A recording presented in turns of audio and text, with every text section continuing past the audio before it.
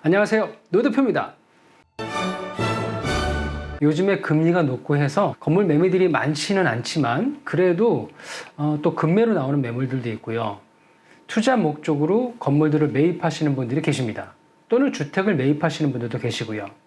이렇게 건물이나 주택, 상가 등을 매입할 때 대부분 하자 담보 책임이 있다는 것은 알고 계신데요. 공인중개사 분들도 마찬가지고 투자자분들도 잔금일 이후 6개월 동안만 매도인에게 손해배상 책임이 있다라고만 알고 계신데 사실은 틀린 말입니다.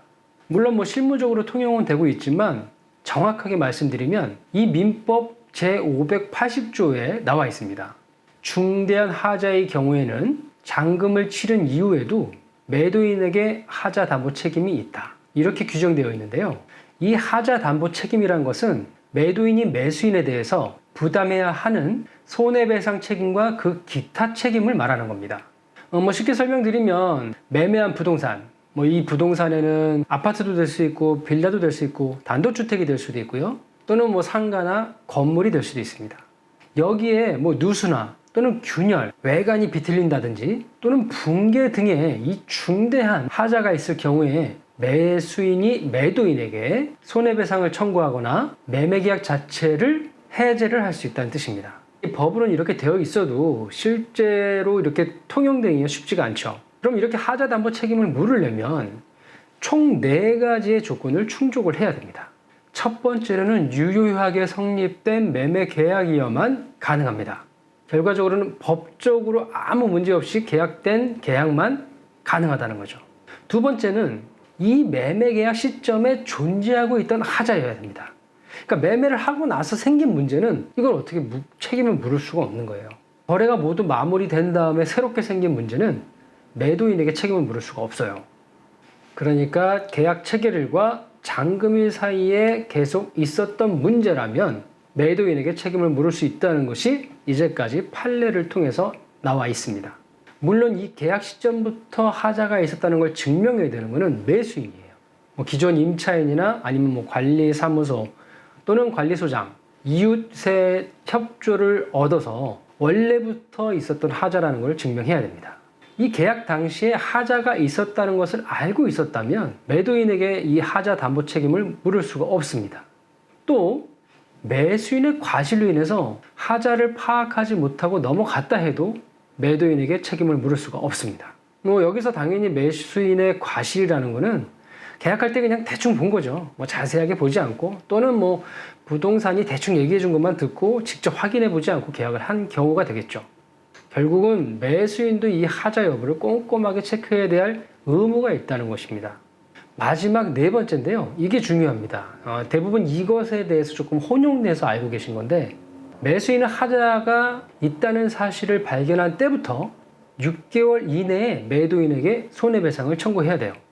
그러니까 하자를 발견한 날부터 6개월이 지나면 매도인에게 책임을 물을 수 없다는 얘기입니다.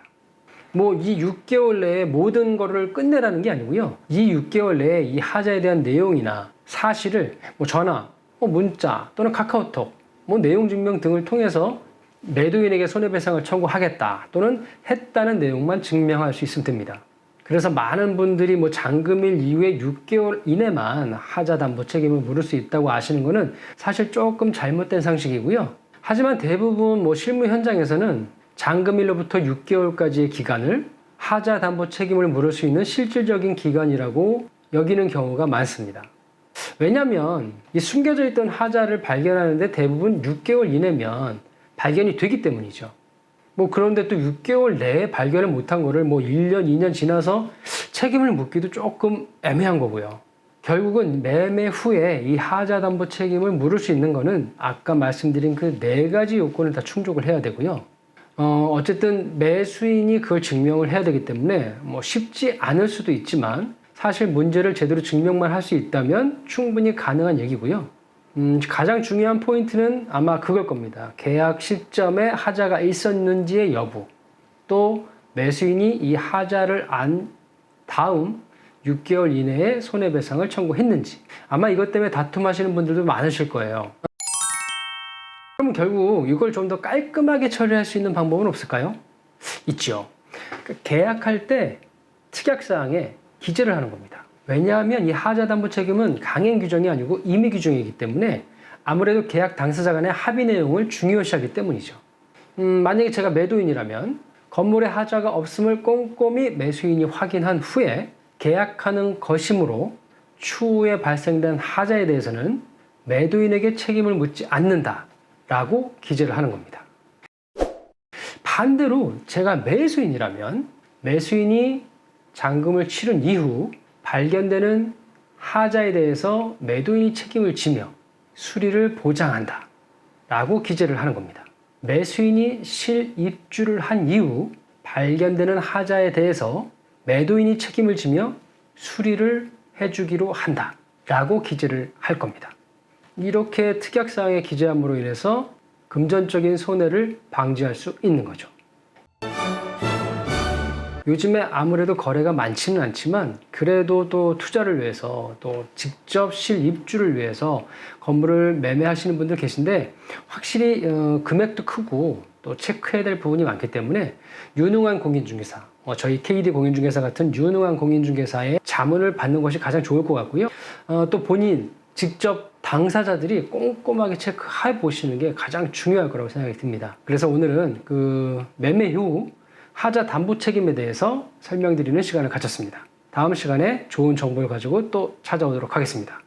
여러분, 감사합니다.